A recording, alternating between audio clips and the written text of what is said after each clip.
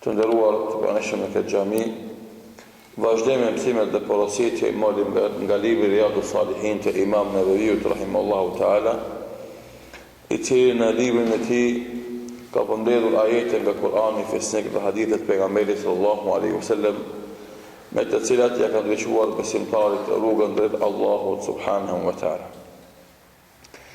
Jemi në kapitullin e nxitimit në vepra të mira dhe stimulimit në të. Në hadithin e 6 në këtë kapitull apo hadithin e 92 që nga fillimi. Thot Imam Nevaviu rahimahullahu ta'ala عن الزبير بن عدي قال أتينا أنس بن مالك رضي الله عنه فشكونا إليه ما نلقى من الحجاج فقال اصبروا فإنه لا يأتي عليكم زمان إلا والذي بعده شر منه حتى تلقوا ربكم سمعته من نبيكم صلى الله عليه وسلم رواه البخاري. Thot Zubair ibn Adi radiallahu anhu, shkuam të Enesi i biri i Malikut radiallahu anhu, ju ankuam ati për atë që vuajnë nga Haxhaxhi. E ai na tha, bëni sabër, sepse çdo kohë që vjen pas është më e keqe se ajo që ka kaluar, kështu do të ndodhë takoni Zotin tuaj. Këtë e kam dëgjuar nga pejgamberi sallallahu alaihi wasallam. Këtë hadith e transmeton Imam Buhariu në Sahihun e tij.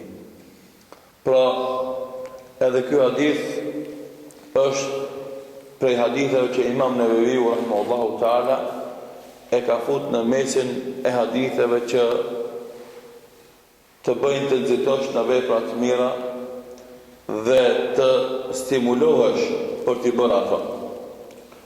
Ku është lidhja e këtij hadithit me titullin e kapitullit? Këtu thot një ankesë e disa muslimanëve nga zullumi i Haxhaxhit. Dhe tjetra, çdo kohë që vjen më vonë është më e keqe se ajo që ka shkuar. Ku është këtu nxitimi në vepra të mira dhe stimulimi për ta? Pse ka venduar Imam Nevaviu këtë hadith në këtë kapitull? A ka qenë për zgjedhje e rastësishme apo ka qenë për zgjedhje e studiuar? Shpeshherë neve në këto kohra kur lexojmë librat e ulemave, sidomos librat e hadithit, mendojmë se renditja ka qenë ashtu, do të pa ndonjë koncept të caktuar, pa ndonjë qëllim të caktuar, po thjesht ka ndodhur vetvete. Dhe kjo nuk është e vërtetë. Sidomos te libri i Riyadus Salihin i Imam Nevaviut rahimahullahu taala, ndarja e kapitulleve dhe përzgjedhja e haditheve ka qenë me studim dhe analizë, nuk ka qenë domethënë e momentit apo e rastësishme. Dhe kur të marrim parasysh këtë rregull dhe të bëjmë analizën e këtij hadithi në këtë kapitull, do të kuptojmë se pasi që përkeqësohet koha e njerëzve apo gjendja që jetojnë njerëzit, edhe shkon tu përkeqësu, atëherë të shpëzoj rastin për të bërë vepra të mira sot dhe mos e bëj të nesërmen, se nesërmen bëhet më e keqe e nuk e din ti a do të mundesh me ballë atyre sprovave apo do të bish në to. Dhe kjo është një porosi e mbërëndshme që e ka ky rast. Shfryzoj kohën, shfryzoj mundësitë e arta që të vinë në jetë. Nëse do të më qenë i pasur me vepra të mira, nëse do të më qenë i pasur me fitore të një pasnjëshme në dynja, para se të vim ditën para Allahut Dhul Xhelal. Pjesa e hadithit, çdo kohë që vjen më vonë është më e keqe se ajo që ka ikë. Derisa të takoni Zotin tuaj, derisa të vdesni. Secili njeri e fillon takimin me Allahun Dhul Xhelal me vdekjen e tij. Çka mori mësime prej kësaj ndodhije dhe kësaj porosie të pejgamberit sallallahu alaihi wasallam. E para porosi që del me fillimin e këtij hadith është se i lejohet muslimanit të ankohet tek dietarët apo pushtetarët për gjendjen si në ata gjinen. Zubair ibn Adiu ju ankua njerit prej ulemave të sahabeve për zullumin që e vuanin nga pushtetarja së kohe, Hajjaj ibn Yusuf al-Thaqafi, i cili ishte vali, guvernator, dhe thot në Irak, në kohën kur nuk ishte khalife i gjithë muslimanëve, në kohën e Abdul Malik ibn Marwanit ishte guvernator në Irak dhe banorët muslimanë të Irakut u ankuan tek Enesi radiallahu anhu nga zullumi i madh që bënte Hajjaji. Hajjaji, si pushtetar i asaj kohe, ishte shumë i vrazhd edhe i ashpër ndaj të gjitha grupeve që ishin përballë e me vitve si dinasti sundimtare në atë kohë. Edhe normalisht nuk ishte mëshirë ka shëtyre asfalt. E shfrytëzonte pushtetin e tij dhe ashpërsinë e tij dhe zullumin e tij deri në maksimum. Dhe normalisht zullumi kur shtohet, paksohet domethënë durimi të njerëzit dhe fillon ankimi. E kujt më anku, ka ditë muslimanët e parë kujt më anku. Kanë shku dhe janë anku të ulemat, që sot fatkeqësisht shumica e njerëzve kur kanë probleme dhe të lasha, nuk shkojnë me kërkue zgjidhje dhe këshilla prej dietarëve, për atyre që kanë dituri, por shkojnë edhe kërkojnë këshilla për njerëzve që kanë pushtet apo njerëzve që kanë ndonjë famë dhe autoritet. Këta njerëz shkuan te Enesi i biri Malikut radiallahu anhu, njëri prej ulemave të dalluar prej sahabëve të pejgamberit sallallahu alaihi wasallam. Dhe kjo do të met përvojë të muslimanëve. Vazhdimisht kur kanë probleme dhe të lashe, shkojnë të ankohen për to tek ata që kanë dituri apo ata që kanë pushtet dhe kanë mundësi të zgjedhin problemet dhe të lashe që kanë ata.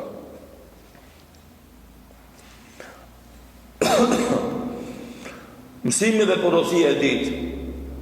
E dytë është që del shesh nga ky rast se që thuhet në gjuhën moderne, leadershipi i vërtet, udhëheqja e vërtet e njerëzve, qëndron tek dietarët. Se ata janë më të sinqertit në udhëheqjen e njerëzve. Janë njerëzit me dëmshuri më të madhe ndaj njerëzve në udhëheqjen e tyre. Njerëzit me mëshirë më të madhe në udhëheqjen e tyre. Dhe për këtë shkak çdo herë që muslimanët do të udhëhiqen prej ulemave në problemet e tyre, në jetën e tyre, në përcaktimet e tyre, ata do të jetojnë një jetë të mirë në dynjë dhe normalisht ajo që është më e rëndësishme, një jetë të mirë në ahiret. Dhe çdo herë që njerëzit do të ndahen, do të largohen prej ulemave dhe dietarëve, dhe nuk do të veprojnë sipas këshillave dhe porosive të tyre, vazhdimisht do të kenë të lasha dhe probleme të cilat të shkaktojnë vetë apo do të shkaktohen për të tjerëve. Dhe për këtë shkak, nëse don ti me pas lider dhe kënd, bën atë që ka dituri. Pse? Sepse ai që ka dituri fetare, e njeh Allahun dhul xhelal, madhninë e tij, e respekton fjalën e tij, ka frikë nga dëshkimi i tij, ai njeri nuk mund të bëhet sebeb të dënimit tan, të dështimit tan. Allahu dhul xhelal në lidhje me këtë thot: "Wala tuti' man aghfalna qalbahu an dhikrina wattaba hawa wa kana amruhu furuta." Në surën Kahf. Shikoni çfarë porosi të madhe, që fatkeqësisht shumë herë e harrojmë në jetën tonë të përditshme. Wala tuti' man aghfalna qalbahu an dhikrina. Mos respekto atë që zemra e tij është ngaflet nga përkujtimi jon, nga përkujtimi i Allahut të xhelal. Mos respekto atë që zemra e tij është nga flet, nga përmendja e Allahut të Gjelal. Wattaba hawa, dhe ndjek efshin e tij. Sepse ai njeri i ka punët e tij çka përderdhuna e si ka mundësimet një muti. Do të shikoni dy vese. Kush i ka, mos e ndjek dhe mos e respekto atë. Ai që zemrën e tij e ka të shkujdesur nga përmendja e Allahut. E neglizhon përmendjen e Allahut, e lën pas dore përmendjen e Allahut, ka gaflet nga përmendja e Allahut. Wattaba hawa, dhe ndjek efshin e tij. Po nuk ndjek Kur'anin dhe Sunetin, nuk ndjek fjalët e Allahut dhe porositë e pejgamberit sallallahu alaihi wasallam, por ndjek efshin e tij. Ky njeri punët e tij ka shka përderdhuna, e si ka mundësi ai me të ndihmu ty. Kur ndalemi dhe të analizojmë se kanë ndjekin sot muslimanët, kujt i nështrohen sot muslimanët, dhe shohim se në shumicën e rasteve, ata që u imponohen si lidera, edhe ata që u imponohen si pushtetar, edhe ata që u imponohen si udhëheqës, janë prej kësaj kategorie. Që nuk e përmendin Allahun dhe ndjekin efshin e tyre, e pak janë ata që e kalojnë ditën dhe natën në adhurim të Allahut dhul Jalal. Sikur se e porosit Allahut dhul Jalal në ajet pak më herët muslimanin wadu rabbaka tadarruan wa khufyatan, lutë Allahut dhul Jalal me përulje dhe me në vetmi, edhe pastaj thot dhe bëhu me ata që e përmendin Allahun dhe përkryen atë ditën edhe natën. Do me namaz dhe me ibadet. Dhe normalisht se koka e këtyre janë ulemat. Dhe na vazhdimisht duhet ta kemi parasysh këtë rregull, që të mundohemi në jetën tonë të ndjekim ulemat në lidhje me problemet tona të përgjithshme që i kemi. Porosia e tretë, delshesh se pushteti i haxhalit ka qenë pushtet zullumçar. Edhe këtu ka konsenzus të ulemat. Të gjithë ulemat e kohës së tij dhe mas kanë dëshmuar se haxhaji ka qenë zullumçar. Dhe ka vrarë njerëz të pafajshëm dhe ulema. Pse? Se ata i kanë dhënë karshi në zullumin që e ka vënë ai. Edhe kjo çështje i ka dy skaje dhe mese. Dhe thot, dalja karshi një pushtetar i zullumçar. Një ekstremizëm është kur secili njeri pa pas dituri dhe pa i marrë forcët e veta i del karshi një pushtetar i zullumçar, edhe bëhet sebeb që të bëhet një gjakderdhje e madhe mes muslimanëve pa kur një farfitore. Edhe kjo është ajo që kanë bërë në historinë islamën vazhdimisht Khawarij, si sekt e devijuar nga rruga e Ehli Sunnetit. Dhe përballë të ekstremizmit kemi ekstremizmin tjetër, që çdo zullumi që është bërë njerëzve, ata e kanë pranuar dhe janë dakorduar me të. Dhe e kanë heshtë ata. Pse? Se ai është pushtetar, duhet të respektuar, duhet nderu edhe nëse bën zullum. Edhe kjo është zakonisht qëndrimi i historisë islame i murxhiave, të cilët nuk urdhërojnë të mirë dhe nuk dalojnë nga e keqja dhe nuk rrezikojnë veten e tyre për përmirësimin e gjendjes së muslimanëve. Dhe mesi mes dy ekstremeve është rruga e Ehli Sunnetit, i cili jo çdo herë kur ndodhet një pushtetar zullumçar, ata çohen karshi tij dhe rebelohen atij. Por ata japin këshillën atij dhe vazhdimisht rezistojnë me adhurimin dhe veprat e tyre zullumin e zullumçarit. Dhe i tregojnë se ti nuk e bën zullum. Andaj në kohën e haxhalit ka pas shumë ulema. Për tyre për shembull Enes radhiyallahu anhu. Po mas Enes si sahabe ka pas Hasan Basriu, Said ibn Jubairi e shumë ulema tjerë. Bile do thot haxhaji Said ibn Jubairi radhiyallahu anhu e ka maltretu dhe ka mbyt duke e maltretu. Pse? Sepse ai nuk ju nënshtru zullumit të Haxhaxhit. Dhe ja theke të vërtetën në sy. Dhe ajo i pengoj këtij zullumçarit. E kjo është kuptimi i asaj që ka thënë pejgamberi sallallahu alaihi wasallam Sayyid ash-shuhada Hamza. Wa rajulun qama ila sultanin jair fanasahahu faqatalahu. Zotniu i shahidave është Hamza radhiyallahu anhu. Dhe me te së bashku njeriu i cili u ngrit ka një kushtetarit zullumçar dhe e këshilloi atë. E ai për shkak të kësaj këshillës e vrau atë. Ba ai që nga prej zotnive të shahidave së bashku me Hamza radhiyallahu anhu. Pse ja thot të vërtetën kushtetarit zullumçar dhe nuk e kursen vetveten e tij në këtë drejtim. Dhe kjo hadith e mëson rrugën e ahlit sunnetit. Jo me bën rebelimet të cilat e fusin popullin më një ambis pas zgjidhjeve të rrugdalje në një luftë vllazërase, por as bën për atyre që heshtin padrejtësinë dhe zullumet dhe devijimet e kushtetarëve. Por e thojnë fjalën e vërtet edhe nëse ju kushton jetë. E thëjnë fjallën e vërtet edhe nëse ju kushton jetë. E kjo sot është shumë vështirë dhe shumë rrallë me gjetë. Se njerëzit parapërqejnë komoditetin e tyre, rahatlëkun e tyre, jetën me bollok, jetën me të mira, është shumë vështirë, mu tërhek për të gjitha të mira të dynjos, me jetu në kushtet të vështira, duke i përballë zullumin, apo padrejësisë së pushtetit apo regjimit.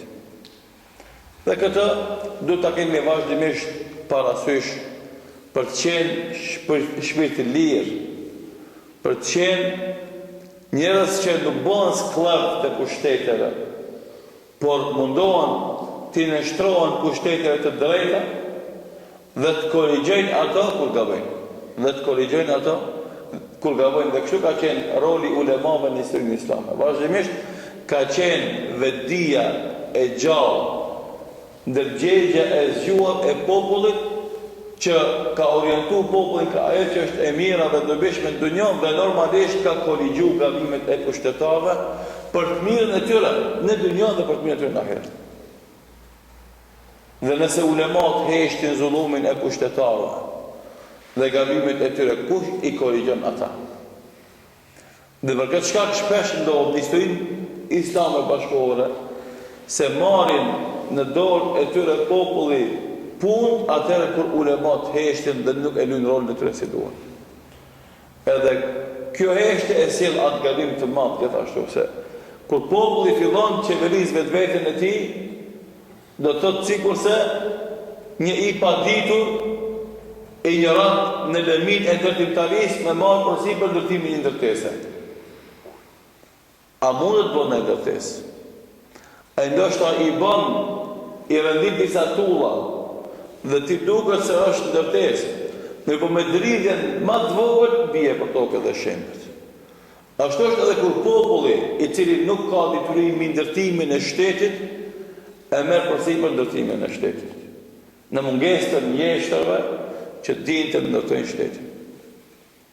E ata janë ulemat dhe janë shkencëtarë që vinë dhe më thonë më njëra pas tyre. Dhe kjo është një temë që kemi nevojë na vazhdimisht ta theksojmë për ta mbjellë në zemrën dhe mendjen e muslimanëve të ri rrugën e përmirësimit dhe rrugën e udhëheqjes dhe rrugën e korrigjimit të gabimeve që ndodhin në kohën kur ata jetojnë. Për mësime dhe porosive, delshesh urtësia e dietarëve dhe lartpamësia e tyre. Delshesh urtësia e dietarëve dhe lartpamësia e tyre. Dhe njohja detale e realitetit të njerëzve në momentet e vështira për të gjetur atyre zgjidhje dhe rrugdalje. Sikurse ishte përgjigja e Enesit radhiyallahu anhu. Erdhën ata ankohen. Ta shkeni se fillon me shtu ankesën e tyre me ankesën e tij, e shton atë padurim që veç është duke u shfaq edhe shpërthen me një të lovi që mund të ketë pasojë të rrezikshme. E tregon se haxhaxhi është pjesë e një procesi që Allahu do të ka kundis, ajo është çdo kohë që vjen më e keqe se ajo që është përpara. Si rregull, si tërësi, edhe se ka mundësi me pas kohë më të mirë të kaluarën, të ardhmes të kaluar. Për shembull, mas haxhaxhit ka ardhur Omer ibn Abdulaziz, radhiyallahu anhu. E koha e Omer ibn Abdulazizit është kohë shumë më e mirë se koha e haxhaxhit, që s'krahasohet. E tash a mund me thonë nëse hadithi nuk është i saktë? Hadithi është i saktë, transmeton Buhariu, s'ka dyshim. Mirë po ardhja e momenteve të ardhur në historinë islame, mas disa momenteve të vështira, është vërtetimi i rregullt se në tërësi shkon sa më larg burimit, sa më larg diturisë, aq më dop edhe më keq. Ama nëse në një kohë kthehet dituria dhe sundon, atë kthehet e mira. Por si rregull shkon ajo tu do këtu. Edhe na këtu e dimë të na për shembull. Puna e fesë, edhe pse sot ka një zhvillim, ka një kthim të rive në fe. Po përsëri gjendja e adhurimeve, e imanit në zemrën e njerëzve, si shumicë para 50 viteve, 60 vite ka qenë më i madh se sot. Puna e shamijës, e grave me shamija, punën e burrave që kanë largu haramit. Për shembull sot, elhamdulillah, xhamiat mbushën, sidomos për xhumo edhe avllat e tyre, mirë po ki probleme të shumta, ki gjuna të shumta, që janë fut në shtëpijet e muslimanëve. Do la policia në ekranet televizive, muzika në ekranet televizive, pastaj kalon për kësaj lidhshmëria e zemrave të njerëzve, burrave dhe grave, me aktorë dhe aktore të ndryshme, prej serialeve të ndryshme, që janë gjithashtu dëmtime të imanit dhe adhurimit tanë me Allahun xhelal. E pastaj futet e puna e ekonomisë, e kamatës, e kredive që janë fut për arrësën gjithashtu të më kitë një sër harama që ka një për dalim ka nëme që s'kanë qenë. E la policia në vazat tona, gratë tona, që të kalun më s'kanë qenë, do kitë një grumull të problemeve që janë shfaq amarë s'kanë qenë. Dhe normalisht, përse li them se ka të ri që i të rëson për fe, por edhe keqja është tu. Që nuk është kjo për qenë pesimist, por është thirrje për të korrigju atë keqe që ka ardhur dhe për të regu se kalumen ka pas iman dhe adhurime ma shumë që ka sot në tërësi, edhe se sot dikush mund tjetë si individ ma i mirë se ndonjë individ që ka jetu para 50 apo 60 viteve. Porosia tjetër që del shesh është se është e kërkuar dhe e përqyeshme durimin e kohën e sprovave dhe nxitimin e vepra të mira. Se vetëm kjo të mbron në moment të fitnes. Pejgamberi sallallahu alaihi wasallam ka thonë: "Al-ibadatu fil harj ka hijratun ilayh." Adhurimi në kohën e fitneve dhe trazirave është sikur të më bëj hijrat te pejgamberi sallallahu alaihi wasallam. Që ulemat kanë thonë se zgjidhja më e mirë edhe ikja më e mirë prej fitneve është shtimi i adhurimit. Që na thotë që bëjmë kundër të kur do fitna paksohet adhurimi. Se cilin me fitnën e vetë. Kur ndodh fitnë ti duhesh me qenë në xhami më shpesh, në ders më shpesh, në dhikr më shpesh, në Kur'an më shpesh. Jo të largohesh nga xhamia se të ka dhënë fitnë ty apo dikujt. Kur ndodh fitnë duhesh me shtu ibadetin se kjo është mënyra më e mirë e zgjidhjes apo të kalimit të asaj krize dhe probleme dhe sfide që ka ndodhur. Shkojnë çdo kohë që vjen i sjell edhe problemet edhe të lashët e veta. Edhe globalizmi, edhe zhvillimi ta leton jetën aspektin material mirë, po sjell probleme tjera. E tash të si besimtar duhesh vazhdimisht të gjitha situatave dhe rrethonave që të krijohen, të jap zgjidhje konform ligjeve të Allahut xhelal, fjalëve të Allahut subhanahu wa taala dhe porosive të pejgamberit sallallahu alaihi wasallam. Gjithashtu kjo hadith na mëson se kohën e fundit ahiru zaman shtohet fesati për hak dhe depërton çdo kohë. Edhe këtë në veç kemi fillu me po edhe me e përjetu fatkeqësisht. Gjithashtu për rregullave të rëndësishme është që muslimanët mos të rebelohen kundër pushtetarit zullumçar nëse ai gjykon në përgjithësi me ligjet e Allahut për xhelal, edhe pse bën zullum. Në pushtetari i cili mundohet me gjyku me ligjen e Allahut, me Kur'an dhe Sunet. Dhe normalisht ndonjë mesele për shkak të efit ti gabon apo devion dhe bën zullum për interesat e veta, muslimanët nuk bëhen. Ama kur ai e tregon kufrin e tij publikisht dhe lufton Islamin publikisht dhe i lufton thirrësit e Islam vazhdimisht, ndaj tij është e lejuar rebelimin nëse muslimanët kanë mundësi me ndryshu atë me një më të mirë se ai. Po nëse s'kanë mundësi dhe fuqi, atë bëjnë sabër derisa ta bëjnë fuqi, mirë po nuk kanë ndalesë për të dalë kafshiti, për të rebelu kafshiti dhe për të ndryshu atë me fuqi. Gjithashtu premtimeve dhe porosive është që gjëherë muslimani i mençur mundohet me largu një zullum të madh me një zullum më të vogël nëse s'ka mundësi tjetër.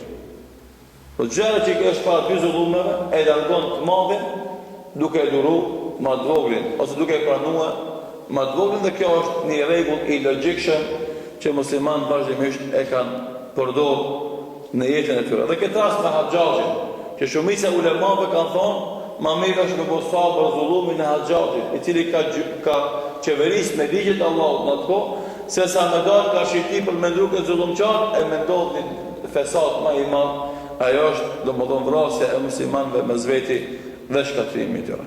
Pra shikoni çfarë porosi indirekte për kapitullin që flasim dhe shikoni sa mësime dhe porosi direkte për nxitimin e veprave të mira dhe orientimin pas ulemave në jetën e sprovave dhe të lasheve në të cilët jetojnë muslimanët. Elusim Allahu xhelal vazhdimisht në dituri dhe urtësi, në domethënë vepra të mira, në adhurime në kohën e sprovave, na bën vazhdimisht njerëz që mundohen të tejkalojnë probleme dhe të lashet duke ndjek ata që e përmendin Allahun dhe nuk ndjekin efshin e tyre dhe që dojnë me ata që falen ditën edhe natën. Wallahu ta'ala a'lam, sallallahu ala Muhammedin wa akhiru da'wana alhamdulillahi rabbil alamin.